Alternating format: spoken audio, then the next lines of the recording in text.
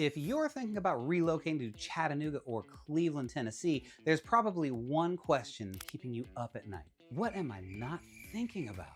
What's that thing you won't discover until 2 months after you've moved in, when it's too late? Today, I'm walking you through some questions that most people don't think to ask. The ones that actually determine whether you love where you live or you end up with buyer's remorse. And some of these, they didn't even exist as concerns 10 years ago when I relocated here. The tools, they're different. The expectations are different. Remote work has changed a lot of stuff. I'm Chris Roberts, your Southeast Tennessee relocation realtor, and I help people from all over the country find their best life in Chattanooga and Cleveland. And let me tell you, the questions that I'm getting from relocators, they're so much smarter and more specific than they used to be. And that's what we're covering today, the practical stuff that makes a difference. If you're seriously considering Southeast Tennessee, I have put together a free relocation guide that covers things like healthcare, schools, culture, and local events, all the real-life details that you need. And that link is going to be right below in the description. All right, let's start with something that most people have never seen a realtor do. This is one of my favorite tools to use with clients, mostly for the reason that no one else does. It's called a sound pressure level meter. And the reason that I love it is because noise is one of those things that can absolutely affect whether you love your home, but it's really hard to judge when we're doing a virtual tour and you're hundreds of miles away. So here's what we do. If noise is something that matters to you, maybe you work from home, or maybe you're sensitive to sound, and maybe you just want peace and quiet, because really that's what a lot of us are searching for when we move to Southeast Tennessee. Well, we can measure it. We can check homes near I-24 where parts of South Brainerd and Belvoir sit close to the highway. Yeah, they've installed those huge concrete noise reduction walls, which can definitely help a lot, but we can measure the actual decibel level at different times of day so that you know exactly what you're getting. Same thing with train crossings if you're near downtown Cleveland or Chattanooga. Flight paths if you're close to the airport, and school zones during pickup and drop off. You get what I'm saying?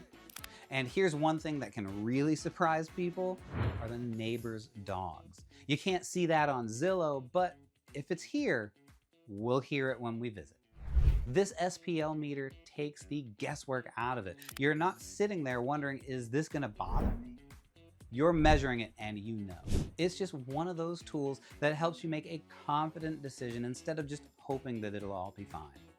Now, noise is something that we can measure when we're touring homes, but the commute, Google Maps, it's not always going to tell the whole story. Here's the thing about commutes in Southeast Tennessee. It's almost like Google Maps is lying to you. Now, not on purpose, but it doesn't always account for the real world patterns that happen here every single day. First, school zones. If your route intersects with a school during pickup or drop-off times, definitely add a few extra minutes. Now, I'm thinking specifically of Charleston and Lee Highway in Cleveland where I live. There's always backup of cars during those times, and that slows everything down. Second, train crossings. If you live on one side of the tracks and work on the other, you're going to get stopped. It's not going to be every day, but it happens enough that you really need to factor it in. And then there's construction. Right now, there's construction on I-75 near Shallowford Road that's expected to last into 2027. And that I-24 work is wrapping up and traffic flow has gotten tons better at the split, but there are still ongoing projects that can affect timing. And if you're looking for rural stuff, which by the way, can be amazing, you know you might just get stuck behind a tractor on occasion. It's part of the charm, but it does happen. So here's what I always tell people. Test drive your commute during your visit. Do it on a weekday during the time that you'd actually be driving to work, not on a Sunday morning when everyone's in church and traffic's light. Get the real experience so that you know what you're signing up for. And that way, there are no surprises. You're gonna know what your day-to-day life is going to actually feel like. So that's your commute. Daily patterns you can test for. But there's another daily reality that affects how you live here. That's going to be the weather and the terrain. Now, Southeast Tennessee is gorgeous. You've got the mountains, the valleys, the ridges. It's one of the main reasons that people love moving. Geography, it does affect your daily life, and it's worth thinking through how it fits your routine. For example, fog. If you're looking at properties in the valleys or up on Signal Mountain, fog can get trapped there. It's this thick, can't see that far in front of you kind of fog. People on Signal Mountain will wake up completely engulfed in clouds some mornings. And there's a stretch on I-75 between Cleveland and Athens that is marked as a fog zone with hazard signs up there because of a massive car pileup that had occurred a few years ago from the fog. And then there is ice. The hills in North Shore, the mountain roads, and some of the rural routes outside of Cleveland, when they ice over, driving, it's gonna take a little bit more attention. And the shaded valleys, they're gonna stay icier longer because the sun just doesn't quite hit them the same way. Now, none of this is a deal breaker. It's just something to factor in when you're thinking about your commute or your daily routine. And if you love the idea of mountain views and are comfortable driving in different weather conditions, you're totally gonna be fine. Megan and I came from Alaska and Maine, so we may not enjoy it, but we do have a healthy respect for those kinds of road conditions. And now, if you'd rather have flatter terrain and easier access year-round, we can absolutely focus on those areas too. It's just about matching the geography to your lifestyle and comfort level. And that is what we figure out when we're looking at properties. And if the terrain affects you and how you navigate daily life, it definitely affects your pets too. Southeast Tennessee has some really cool spots for dogs. We've got places like Clay Wash Pint and Dog Yard Bar where you can bring your dog and hang out with some adult beverages. And there are lots of really solid daycares here too. I always recommend interviewing a couple to see which best suits your dog's personality. We bring ours to the Uptown Hound in Cleveland. Here are the practical questions to ask if you've got pets. First, if you're used to having a regular dog walking service like in a big city, that's going to be a little harder to find here, especially as you get more into Cleveland and the rural areas. It exists, but it's just not nearly as plentiful in Chattanooga. And if you're looking at homes that are on slopes, which, let's be honest, a lot of properties here are going to be on hills, just think about whether that works for you and your dog.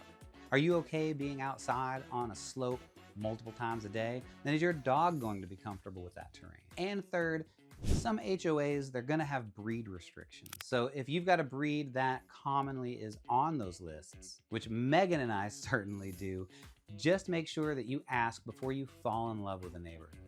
Now, none of this is meant to discourage you. We've got great spaces for pets, and people and their dogs absolutely love it here. It's just about asking the right questions up front so you find a place that works for the whole family, including those four-legged members.